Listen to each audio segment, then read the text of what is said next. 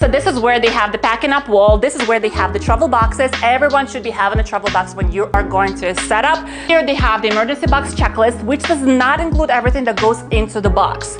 So here, like the items on this list, they literally just keep in the car. They want to make sure that it stays replenished for every order. So those things that they keep in the car to troubleshoot if something goes wrong. This beautiful section is all of their bags for the balloons. They have clear ones, they have green ones. So they're like just very conveniently set up in a place where they are inflating their balloons. So the next section is